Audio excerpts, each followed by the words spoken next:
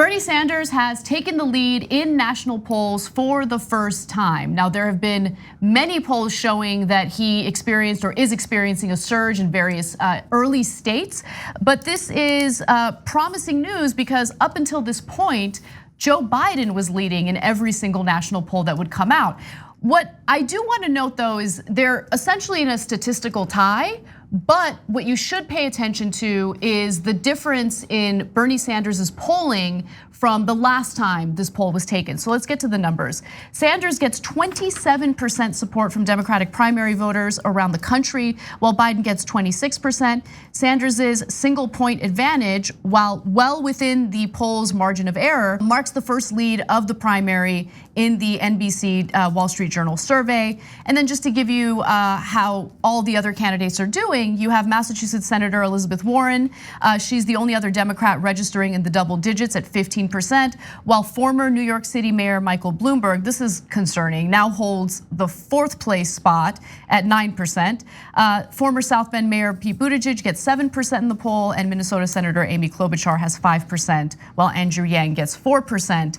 Now the survey marks a 6-point gain for Sanders since last month. That's really the relevant part here. And what's happened in the last month? I mean, we've seen a lot of smear campaigns against him, a lot of attacks against him, and none of it did any damage. He's only continued to experience a rise in the polls. So look, let's be clear, I've endorsed Bernie Sanders. I know that Ramesh is a surrogate for Bernie Sanders.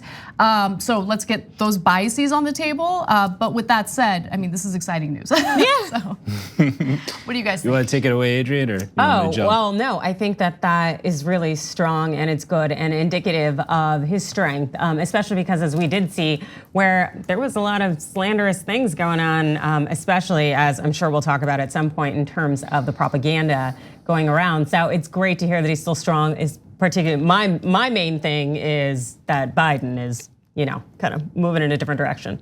Right. I think that's very important. And it's especially important to see the reality of this race reflected in the polls because there have been so many examples, we've shown many of them on the show, of Biden doing and saying things that would tank any other campaign. Yep. And I think that people are now starting to pay closer attention to what's happening in this race, which is what everyone kind of expected, and their opinions are changing. What I also found interesting was that Bernie Sanders has supporters who are the most loyal to him. So for instance, Sanders' most powerful advantage may be the loyalty of his backers. 60% of his supporters say they will definitely vote for him, while 48% say the same for Biden. Right, so obviously I'm a surrogate for the campaign. So that's partly why I can't contain this big grin that's on my face.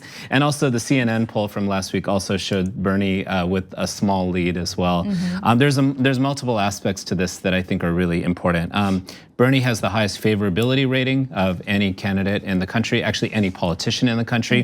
He polls highest head-to-head against President Trump. The trend lines are all showing, including in states like Texas, where Bernie was behind by double digits just about a month ago. Now it's within the margin of error, about 2% or so behind Biden. And this real key point in our campaign, and Bernie says this quite often publicly as well as in kind of the surrogate room. He always says the key here is voter turnout. So all of you, please, please, please turn out, because we know and we feel strong that if you all turn out, we will be successful. Because actually, this gives me a lot of faith and joy in fellow Americans and in our voters to look past the hype, to look past the spin against him, as you put it. I would say at least hearsay, if not slanderous, kind of commentary we've seen. So I think to beat a so-called anti-establishment rhetorician like Donald Trump, you have to be anti-establishment. But everybody understands more and more in this country that Bernie Sanders is the real anti-establishment candidate, and Trump just is good at messaging and giving voice to things and then doing exactly the opposite. Right, and there was that ad that we showed on the show yesterday featuring Bernie Sanders attacking Donald Trump and how he was threatening to cut Social Security. Now, that was such a smart move because part of the reason why Trump got elected, yes, obviously there are people who bought into the fear-mongering about immigrants and people of color, but there's also this fake populist message that Donald Trump latched onto in order to win. He pretended like he cared about the working class in America and that he would never touch anything like Medicare or Social Security. And then he was very blunt in a recent interview where he was asked if he would cut entitlements, including Social Security, and he said yes. Yeah.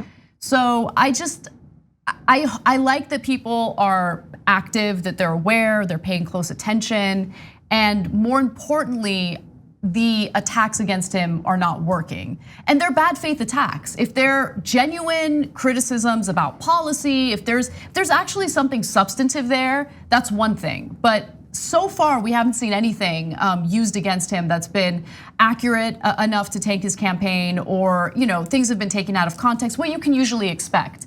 But what's fascinating to me about it is there's never a deep dive into his policy proposals by these people who want to go after him. It's usually something like, oh, here's a video from the 1970s where we've taken it out of context to make something sound bad. Right. Yep. And then you listen to the fuller context, and it's like, oh, actually he was completely right about what he said. Yeah, it's all gonna backfire. And the reason why it's gonna backfire is Americans, you all know who Bernie Sanders is now. On a very mainstream level, on a mass media level.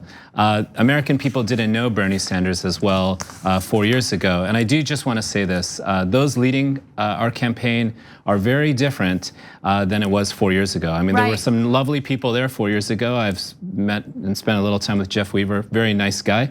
But now the people leading this campaign this time are organizers, women of color, Fight for 15 leaders. These are people who are tapped into local communities who are leading this campaign. That's a big reason why I went crazy trying to find a way to be part of the campaign, because it's like my friends, my community that are leading this campaign. So it's not just about Senator Sanders, it's about our movement. Don't miss your chance to win a trip to Los Angeles and have dinner with Cenk, John, and me.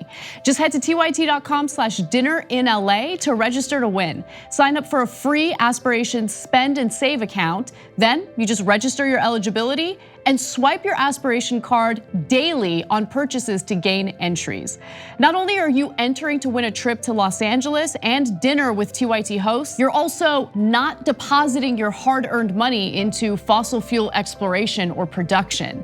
As a friendly reminder, even if you already have an Aspiration account, you must still register for eligibility into the sweepstakes.